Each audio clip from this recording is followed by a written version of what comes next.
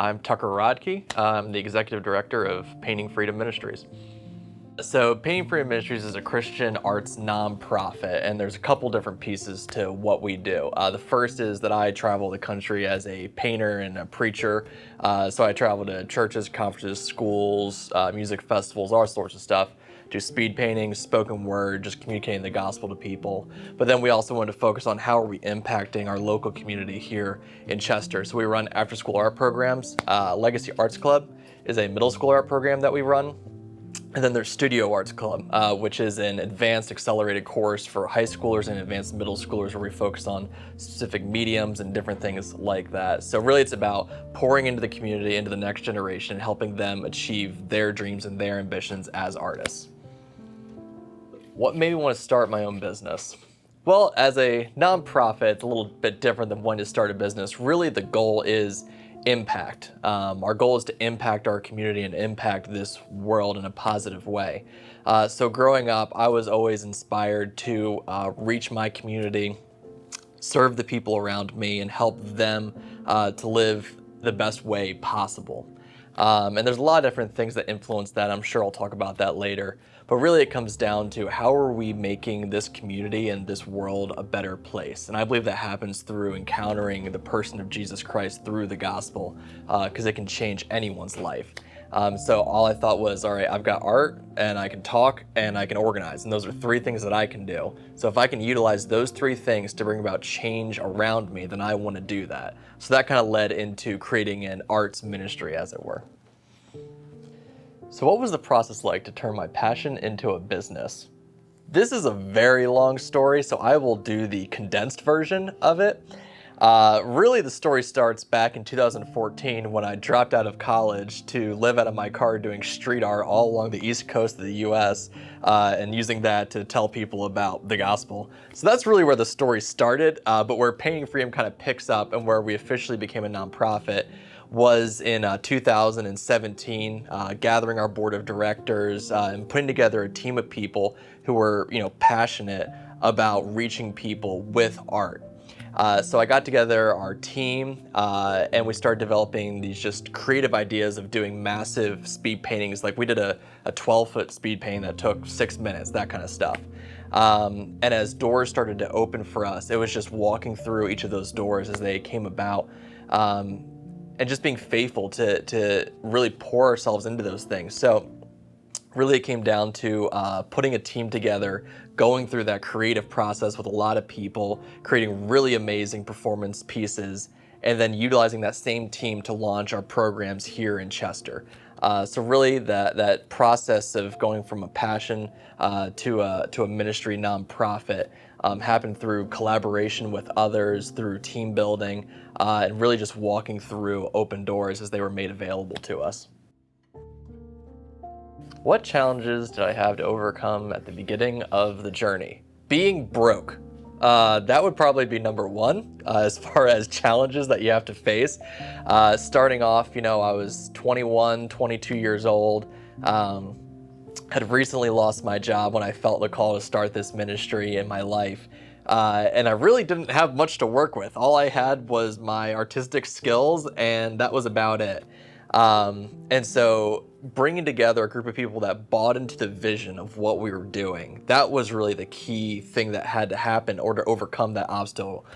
Because no man really can do it alone. There's always a team of people around them, whether you see them or not. There's always behind the scenes people working, making things happen. So for me, it was bringing that team together to overcome that obstacle, as well as just starting to build that network, right? Because networking is so crucial to building a business, building a nonprofit, building a ministry, whatever it is. It's building that network of relationships of people that you trust, people that you want to collaborate with, people that you can support and they can support you. So starting to build that network, it takes time, it takes energy, it takes intentionality and focus. And so doing that was one of the major, not obstacles, but opportunities, I would say, that we took a hold of when we started building this ministry. How did I gain funding to start this business? Well, it's a little bit easier, you could say, as a nonprofit because part of the nonprofit world is fundraising. So people automatically, when you say, hey, we're a nonprofit ministry, expect that, all right, so there's going to be a fundraiser at some point for this ministry. So what we did is that I got together, like I said, that core team of people that you could call our primary investors, as it were.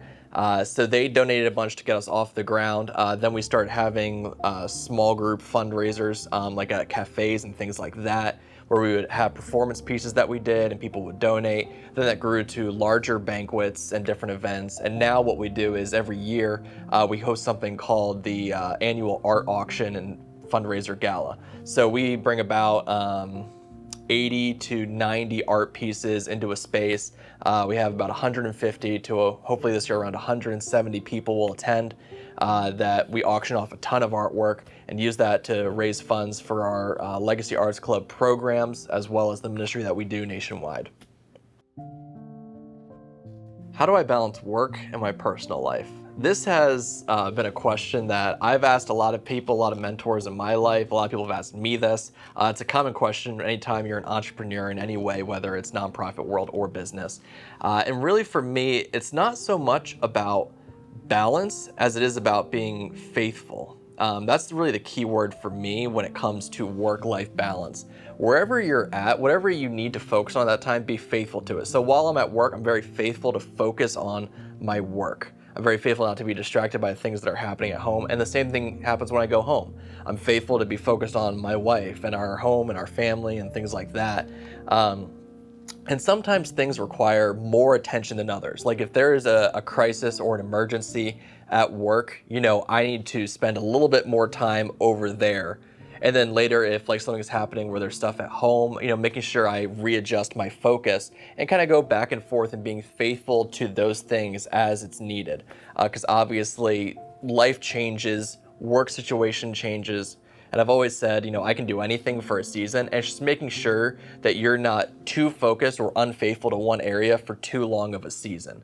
So just, it's focusing in, it's making sure that you're faithful to the right areas at the right times, and just being intentional about that and not allowing work to just completely overrule everything in your life, because it can quickly. Where do I draw inspiration from? There's a lot of different individuals and examples that I would say I've drawn inspiration and influence from. Obviously for me, as a leader of a Christian nonprofit, Jesus Christ is my primary influence and inspiration for life. Like the fact that he lived his life putting everyone else's needs ahead of his own, like laying down his life for other people. That's how I want to run this nonprofit and this ministry, is that I'm here to serve other people. I'm here to serve the teens in our community. I'm here to serve the people around me. It's not about me making Painting Freedom or Legacy famous or making us the biggest brand in the area or anything like that. For me, it's if I can have less of a brand and more of an impact, then I want to have more of an impact by serving other people. Other just general influences, people that no one knows, like Keith Green, who's a musician from the 70s, who was just like an all-out, sold-out crazy dude. Was like, I want to do whatever I can to love this world and to love people with the artistic gifts that God has given me. I could go through all sorts of different leaders that have influenced my life, books that I've read, podcasts, but the list would be way too long. But I always just say a good leader can learn from anyone. Whether they're religious, whether they're secular, whether they're in your sphere of what you do, you can learn from anybody. And that's what makes someone great, is that they're able to have an open ear and an open heart to all the people, even in or outside of their circles, and can learn from them. How do I deal with failure? Well, you have to learn to deal with it sooner rather than later. I usually say fail often, fail well, and fail forward. Those are the three things. No one is perfect. No one succeeds at everything that they do. If they say they succeed at everything that they do, they're a liar. Everyone makes mistakes. It's a part of life. But what makes someone great and moves them from being good to great, which also, if you have not read that book, Good to Great by Jim Collins, fantastic book, is that great people, when they fail, they see it as an opportunity to learn and not an opportunity to draw back. So it's like, all right, I know that this doesn't work now. I know what to do instead, and I can move forward. So failure, just accept it as a part of life. I mean, it's not that bad. It doesn't define your value as a human being. Just keep moving forward and learn from it. And if you fail often enough, guess what? You will grow from that. Any great leader, entrepreneur, anyone that you look at that has succeeded in their field, there are a million failures that they've made behind them. Look at Apple. Look at the failure of the Apple II computer. Completely wrong, just complete failure. But they learned from that, and Steve Jobs was able to see, this is what happened here that was wrong, that you guys messed up, and here's how we can improve it in the future. So it's all about learning at the end of the day. What is some advice I would give my younger self? I would tell my younger self to shave your beard more. It looks too scraggly. That's the most important thing. But besides that, really don't take yourself too seriously. Some people take themselves way too seriously. I think I did, especially early on. Like I was like, I'm building like a brand or something like that, so I have to look a certain way and have to talk a certain way. Just authentically be who you are. Because God created you in a specific way with a specific personality. So just walk in that and be comfortable in that. Don't try to live up to someone else's expectation of, oh, if you're in this sphere of society, this is how you should act, this is how you should talk. Just be who you are. And if you're in the right path that God has called you to, guess what? He'll bless that. And you can just walk in that faithfully. You don't have to worry about it. So yeah, just be who God created you to be. And don't worry about the other stuff. It's not that complicated. How do I measure success in my life? So my version of success is generally very different than a lot of other people's.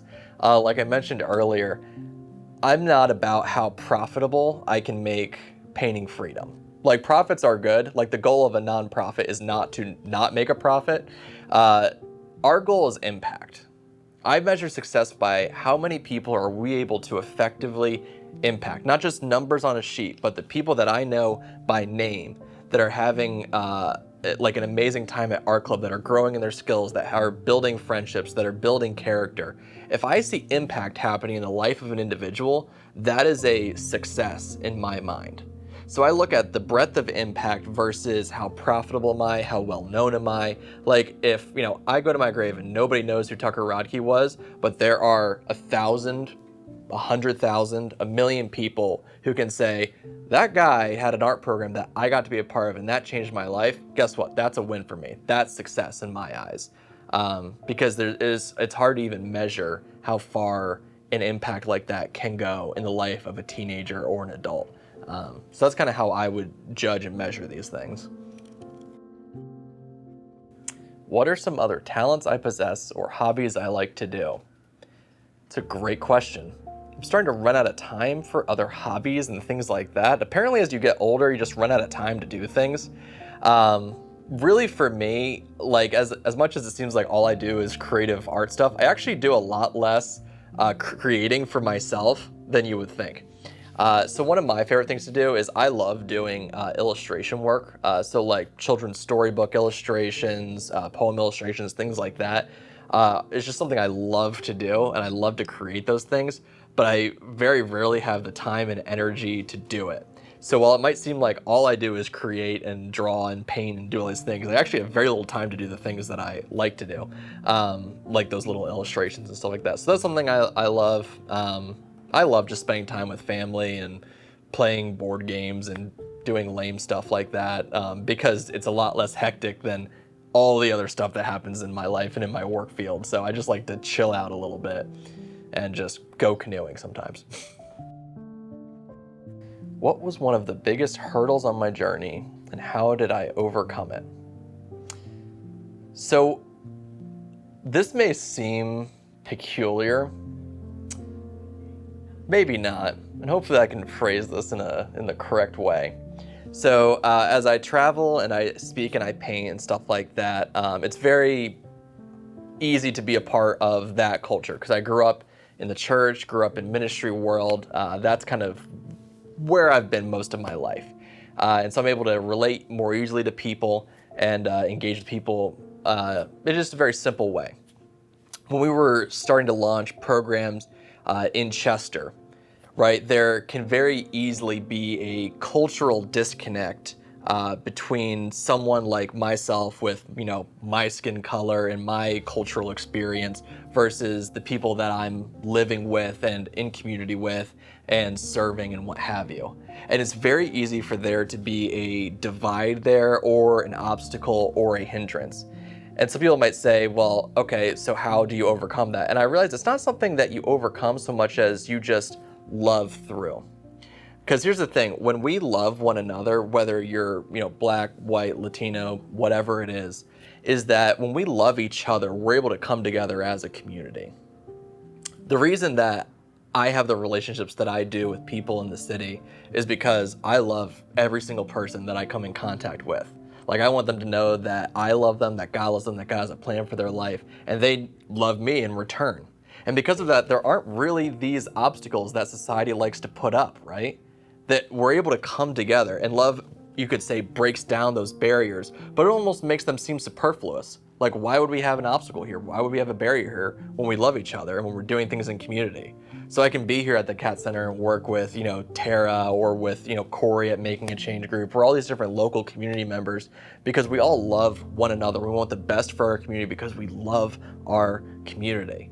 So it might seem like an obstacle, but really once love comes into play, it's not even a question at that point.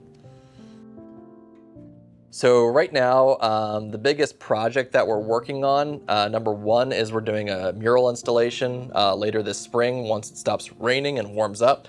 And that'll be over at the Leak Center. It's a massive Black Panther mural. It's going to be awesome when that goes in.